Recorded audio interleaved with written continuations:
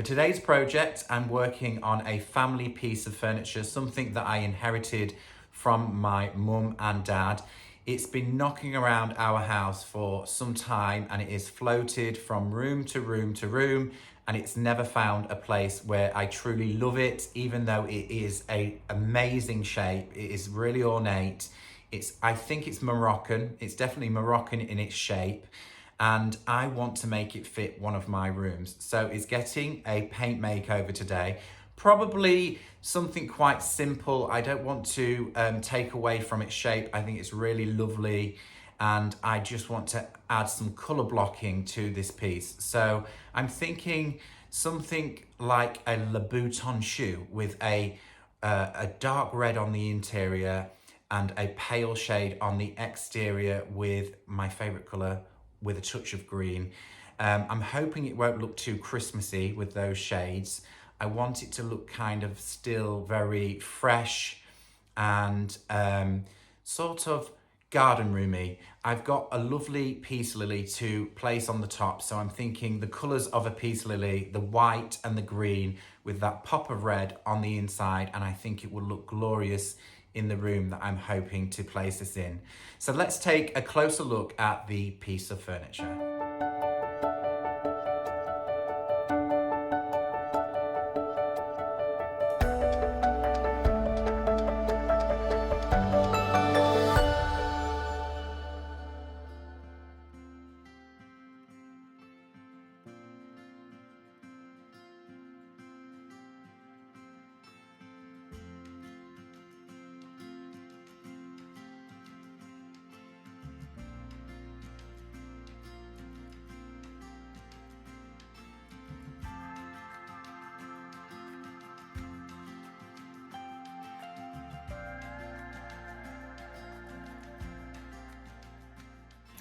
Okay, so I want to take you through my thought process on the colour blocking over this piece.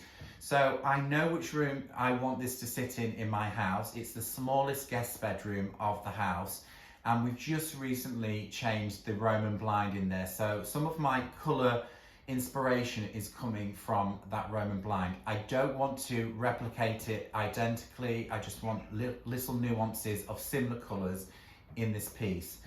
So I've decided that the internal is going to have a deep, rich burgundy, everything on the inside, because this is kind of translucent. You can see through the legs to the legs on the other side. So that's where the deep red burgundy, which is quite a strong colour, is going to sit on the overall piece. The external of this, I'm going to use a soft white colour everywhere on the outside, and I'm going to go around the aperture of each of the cutouts with a trim of a fresh garden green. So that's where the peace lily is coming in, the green and the white. But I do think that it does need another shade, and I think it needs a neutral shade somewhere in the piece. So what I'm thinking is on each of these little cutouts, on the internal parts of them, I'm going to use a neutral, much like the blind, somewhere between French linen with country grey. So I'll mix a shade up for that, and I think that'll just help tie the two things in, the blind and the table. But what I'm going to do first is I'm going to paint the whole thing out with that neutral. They're going to be the most difficult parts to paint on the edges of here, and it will also show me whether this tabletop is going to have any issues with bleed through. Now, this has had plants on it for many years, there's water damage, so I can address that issue if we get any bleed through. And also, it's a good place to start with applying white, because white will take quite a few coats. So if you use country grey as your undercolour, it's going to cover far better when you hit it with the white. And I think with the distressing, little parts of those neutrals coming underneath will be glorious over the whole piece. So let's mix up a shade that I think will really work well as a neutral. I'm thinking just a fraction of French linen and more country grey should be just about the right colour.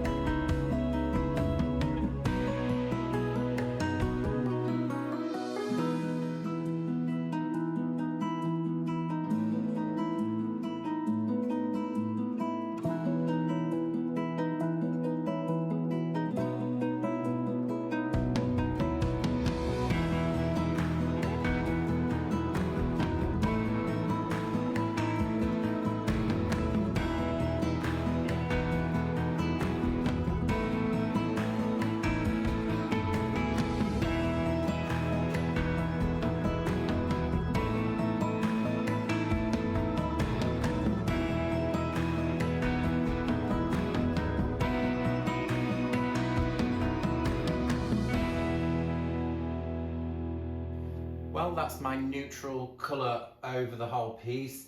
There has not been any bleed through, so I'm really pleased about that. It may show through on the white coat, I'm not sure, but so far so good. So now I'm going to turn my attention to the internal colour, which is going to be somewhere around burgundy. I'm going to neutralise the shade a little bit with its complementary colour. I want a more muted shade of burgundy, something like a little bit like eggplant, but a little bit more red in its tone. I am going to mix up burgundy with Amsterdam green to see what shade I get. I'm going to play around with it and hopefully we'll get the perfect shade. I've got the colour in my mind of the blind. I should have really brought the colour swatch down, but never mind. We're going to mix up a touch of burgundy, which is a great colour.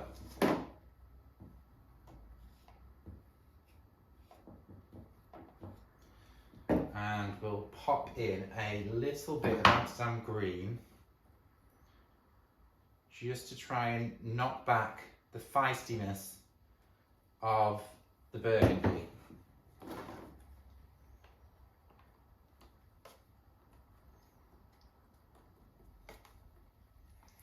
It'll make it a little bit more purpley in shade, I would think, yeah. Less bright to that shade, but nevertheless still burgundy.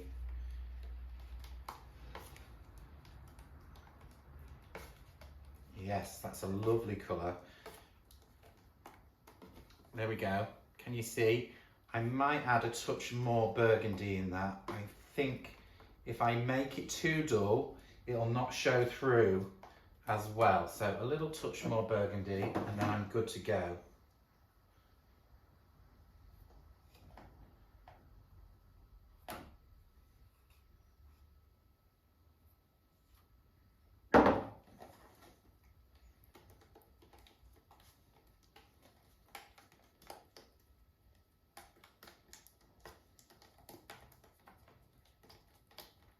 So I'm going to apply this with a small art brush so that I can make sure that I'm just skimming towards the edges so I don't go around into my neutral shade. I want to keep that free of the burgundy mix. So it's going to take a little bit more time, but it'll be definitely worth it to have all of those lovely neat edges. So a flat artist brush is what I'm going to use.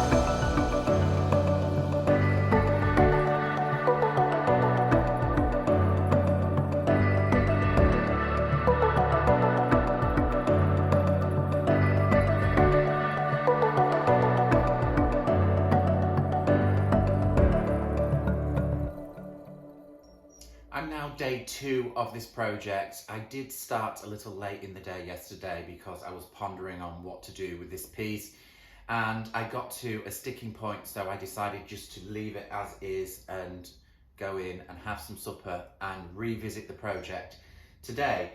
So the neutral colour that I've painted probably isn't dark enough, but nevertheless I'm going to stick with it. I do really love this shade of colour. I think it's absolutely gorgeous, and I love the burgundy on the inside. So what I'm going to do is I'm going to use the leftovers of this colour, and I'm going to add a touch of old white, and we're going to get a softer version of this. It's kind of like a bone colour, and I really like it. So what I'm going to do is I'm going to save a little bit of this colour in case we need any for touch-ups, and we're going to reuse some of the leftovers and add a touch of old white for the exterior colour. So that should do. Save that little bit there. Then go in with some old white. So we'll have a lighter shade of this colour.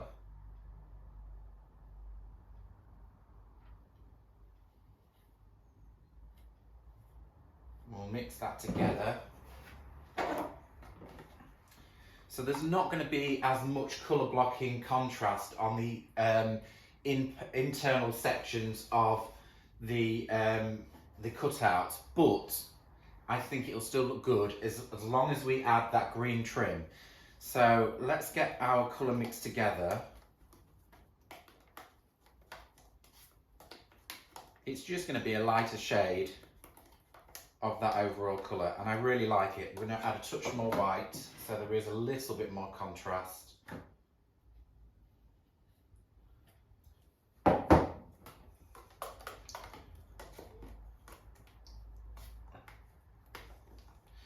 And that should be our colour for the exterior of the piece. I think it'd be really lovely with a real sharp green around the edge of each cutout.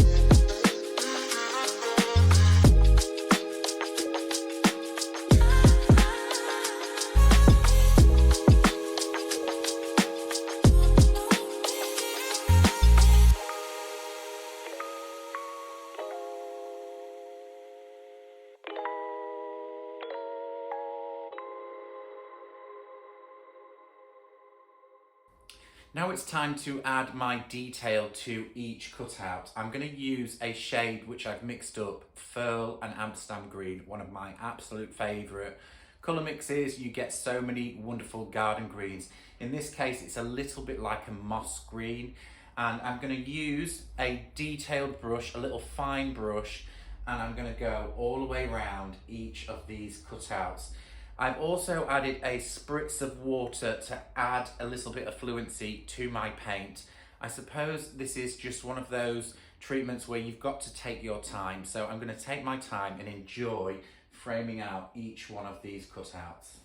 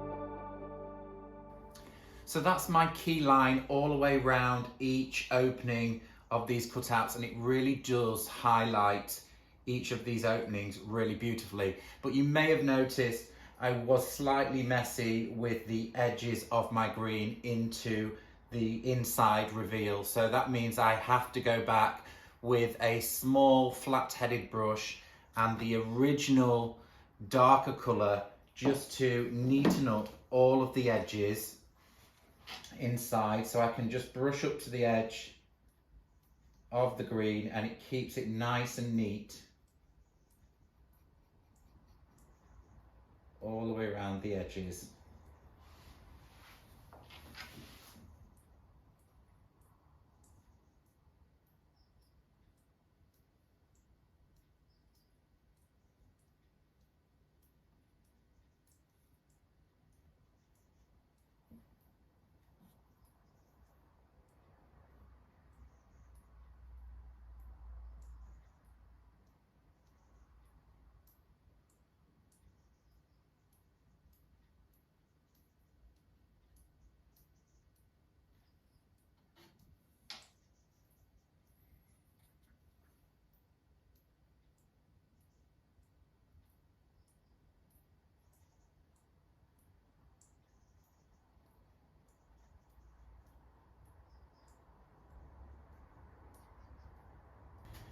So all of the difficult part has just about finished. I'm really happy with the way this is looking.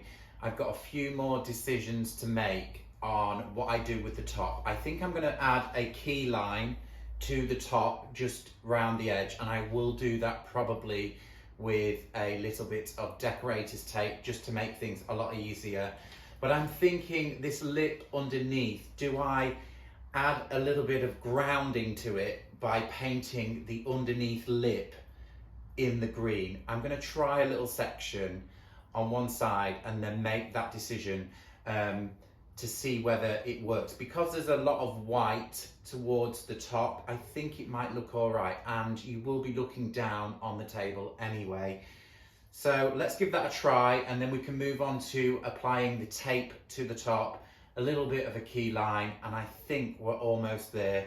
I think a little bit of distressing and waxing, maybe a touch of dark wax, who knows. Let's crack on with painting a little section of this trim and see how it looks.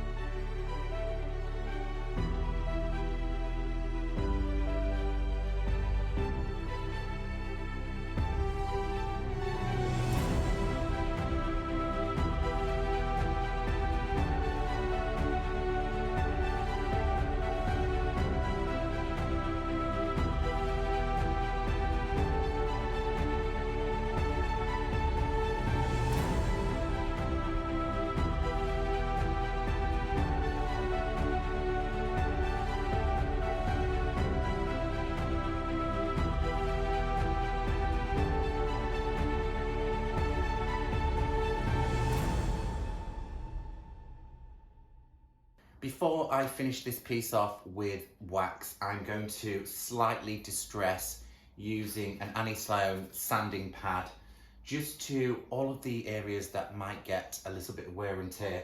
Things like the corners and this corner. It will add another layer of dimension if we can see a little bit of the wood coming through. So that little line really helps with the overall look of the piece. So I'm going to keep on going very carefully on the edges where the green is. I don't want to lose too much of the green, but I will take some of the higher ground off, just revealing some of the wood in one or two of the areas.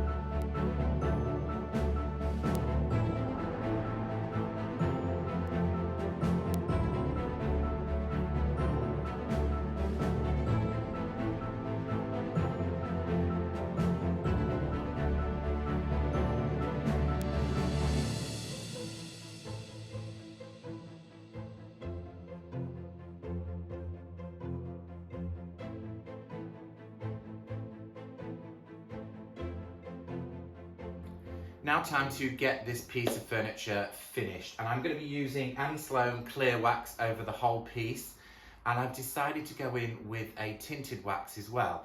Ordinarily I would go for just dark wax. It's a kind of colour that I like, but that has a yellowy green undertone. So I've decided to mix up a healthy amount of clear wax with a touch of black wax and dark wax, so that will add a more cooler shade to the waxing on this piece, so we don't get kind of yellowy white at the end. In theory, it's a long time since I've done this, but nevertheless, let's move on. I'm going to tip this upside down, work on the inside first, and then I'm going to probably change my cloth just in case there's any residue of the burgundy colour from the inside, and clean my brush before I start working the outside.